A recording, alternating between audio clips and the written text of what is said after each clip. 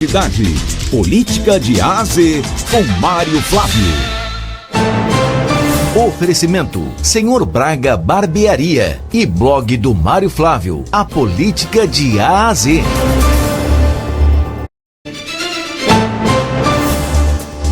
Presidente da Assembleia Legislativa diz que se a eleição fosse hoje, João Campos conquistaria vitória fácil para o governo do estado.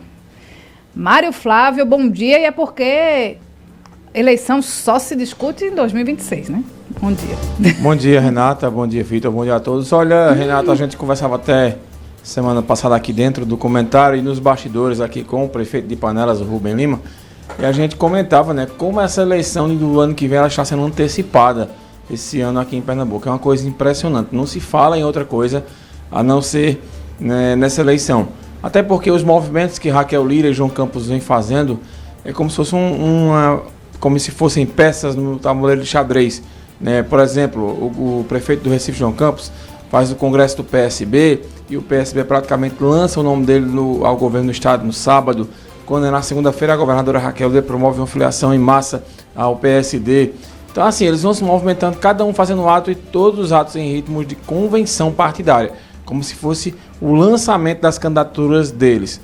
Então, é uma eleição que realmente está bem antecipada essa. Eu não sei se isso é bom, sabe, Renata? Porque a depender dos ventos, né, o barco pode mudar e, de repente, lá na frente alguém pode desistir de ser candidato, né, dependendo das pesquisas, dependendo da situação. Enfim, eu nunca vi uma eleição tão antecipada como essa. E lembrando que na última eleição para o governo do estado de 2022, a gente teve 5 candidaturas bem competitivas. A diferença, por exemplo, de Marília Reis terminou em primeiro para o 5º colocado, que se eu não me engano, foi o Anderson, o Anderson Ferreira, ex-prefeito de Jaboatão, foi em algo em torno de 4% a 5% aí. Então foram 5 candidaturas bem competitivas. Esse ano que vem não. A gente provavelmente deve ter uma eleição bem polarizada. E a prova disso, né, Vitor? Foi uma entrevista que o presidente da Assembleia, Álvaro Porto, considerou nosso colega Elielson Lima. Pois é, Mário. Nessa entrevista, o presidente da Assembleia fala sobre a situação da eleição. Se fosse hoje a eleição, o que ele imagina que aconteceria? Vamos acompanhar. A gente nota que isso é um medo de que João venha disputar a eleição.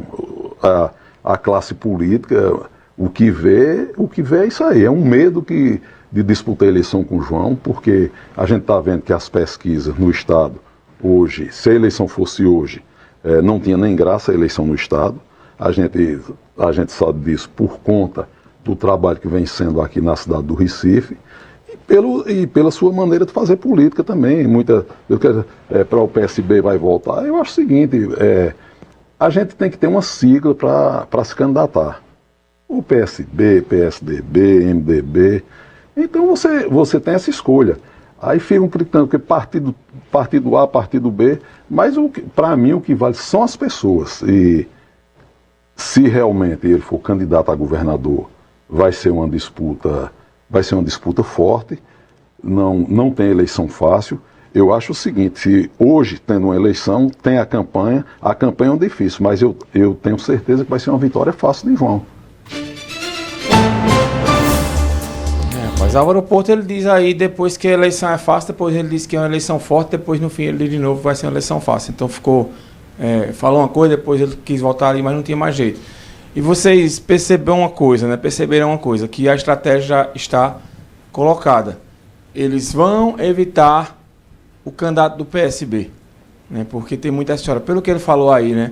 O candidato do PSB vai voltar ao poder. Então já vai ser a estratégia. Diz, olha, esquece o PSB e vamos focar no nome de quem?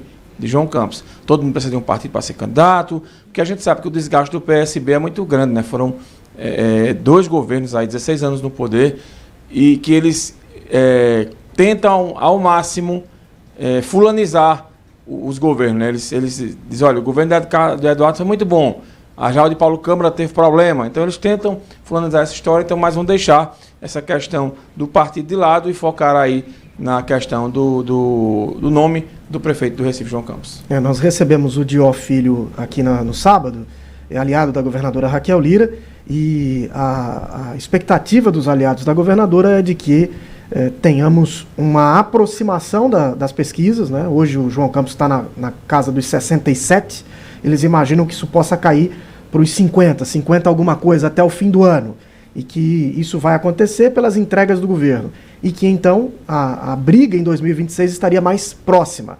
Tanto aliados do prefeito João Campos como aliados da governadora acreditam em eleição no primeiro turno.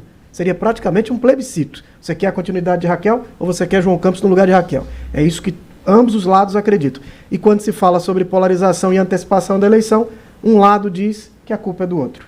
É o João que está antecipando, o PSB diz que não é, que é a governadora que não sai do palanque, que não desce do palanque. Então cada um joga para o outro lado, né? Olha, Vitor, eu acredito também que essa eleição ela é de primeiro turno. Um exemplo, basta a gente olhar a situação de Caruaru ano passado. Veja, quando Toninho Rodrigues era candidato, pré-candidato, Toninho tinha ali 7, 8%, juntando com os 7, 8% de Fernando Rodolfo e dos demais candidatos, a gente iria ter o segundo turno. Quando Toninho sai da disputa e vai para vice de Zé Queiroz, então ficou uma disputa bem mais aberta entre dois projetos. O de Rodrigo Pinheiro, que estava no poder, e o de Zé Queiroz, que tentava voltar ao poder junto com o clã Gel. E aí acontece o quê? Fernando Rodolfo não tem voto suficiente para ser o fiel da balança na eleição. E eu acredito que vai acontecer isso também aqui em Pernambuco. Duas candidaturas fortes como essa, Raquel Lira e João Campos. Então a gente vai ter aí uma disputa acirrada e que ela se resolve no primeiro turno. Por quê? Porque o próprio Bolsonaro disse semana passada que o PL não vai ter candidato ao governo do estado, dificilmente terá, e mesmo que tenha algum candidato, você vê, Gilson Machado apareceu na última pesquisa semana passada só com 5%. Então 5% ele não resolve essa história de ir ou não para o segundo turno.